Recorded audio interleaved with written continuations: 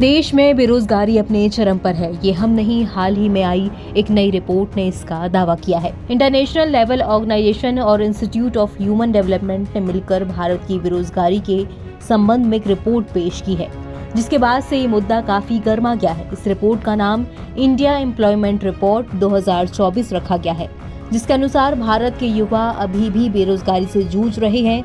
देश के बेरोजगारों में युवाओं की संख्या 83% है, जो कि बेहद ही चिंताजनक है। इंस्टीट्यूट ऑफ ह्यूमन डेवलपमेंट के साथ मिलकर इंटरनेशनल लेबर ऑर्गेनाइजेशन ने यानी कि ILO ने जो रिपोर्ट जारी की है, उसके मुताबिक बेरोजगारों में ज्यादातर युवा शिक्षित हैं, जिन्हें नौकरी की तलाश करने में परेशानी आ रही है। कई लोग तो स्किल्स की कमी के कारण नौकरी नहीं कर पा रहे हैं।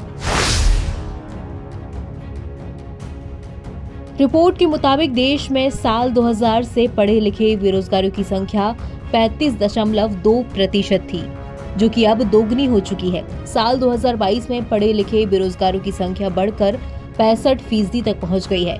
इसके बाद अभी भी ये आंकड़े बढ़ते ही जा रहे हैं। रिपोर्ट के मुताबिक पढ़े लिखे लोगों में ऐसे लोगों को शामिल किया जाता है जिन्होंने कम से कम 10वीं तक की पढ़ाई की हो। बेरोजगारों की संख्या बढ़ने के पीछे का कारण युवाओं में स्किल्स की कमी भी है। अभी भी एक बड़ा हिस्सा डिजिटल साक्षर नहीं है, यानी कि उन्हें डिजिटलाइजेशन की शिक्षा नहीं है। कई लोगों के पास तो सामान्य जानकारी भी नहीं है, जिसके कारण उन्हें बेरोजगारी का सामना करना पड़ रहा है। रिपोर्ट में ये भी सामने आया है कि साल 2019 के बाद सेल्फ एम्प्लॉयड और नियमित कर्मचारियों की आय में भी गिरावट दर्ज हुई है। न्यूनतम वेतन लेने वाले ऐसे कैजुअल कर्मचारी जिनके पास कोई भी स्किल नहीं है, उन्हें साल 2022 में मजदूरी ही नहीं मिली। कोरोना काल के दौरान भी बेरोजगारी दर में तेजी से इजाफा हुआ। कई लोगों की नौकरियां चली गई थी। कम पढ़े लिखे लोगों से ज्यादा इस दौरान ज्यादा पढ़े लिखे लोगों की नौकरियां चली गई थी।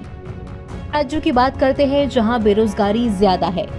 जिन राज्यों में बेरोजगारी दर ज्यादा है उनमें ओडिशा, मध्य प्रदेश, बिहार, उत्तर प्रदेश, झारखंड, छत्तीसगढ़ जैसे राज्य शामिल हैं, जिनमें पिछले सालों से रोजगार के आंकड़ों में ज्यादा सुधार नहीं हुआ। रिपोर्ट में ये कहा गया है कि रीजनल पॉलिसी के कारण इन राज्यों के लोगों को बेरोजगारी का सामना करना पड़ रहा है। इस रिपोर्ट के आने के बाद पूर्व RBI गवर्नर रघुराम राजन की एक बात को याद किया जा रहा है। दरअसल ILO की रिपोर्ट आने से एक दिन पहले ही देश के पूर्व RBI गवर्नर और मशहूर इकोनॉमिस्ट रघुराम राजन ने कहा था कि भारत को अपनी इकोनॉमिक ग्रोथ के मजबूत होने की हाइप पर भरोसा नहीं करना चाहिए।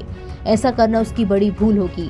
बजाय इसके भारत को अपनी इकोनॉमी में मौजूद बुनियादी समस्याओं को दूर करना चाहिए, जैसे कि अपने एजुकेशन सिस्टम को ठीक करने पर ध्यान देना चाहिए।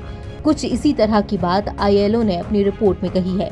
ILO का कहना है कि भारत में सेकेंडरी के बाद यानी कि 10वीं कक्षा के बाद लोगों का स्कूल छोड़ना अभी भी उच्च स्तर पर बना हुआ है, खास करके गरीब राज्यों में या समाज के हाशिए पर रहने वाले लोगों के बीच में इसका ट्रेंड ज्यादा देखने को मिल रहा है। वहीं हायर एजुकेशन के मामले में देश के अंदर काफी दाखिला होता है, लेकिन इन जगहों पर शिक्षा का स्तर चिंताजनक है। स्कूल से लेकर हायर एजुकेशन लेवल तक भारत में बच्चों के बीच सीखने की क्षमता कम है। क्या बेरोजगारी को दूर करने का एक और प्राथमिक उपाय एजुकेशन सिस्टम को ठीक करना है या समाज के हर तबके तक शिक्षा को पहुंचाना है? आपको क्या लगता है? कमेंट बॉक्स में जरूर हमें अपनी राय दें।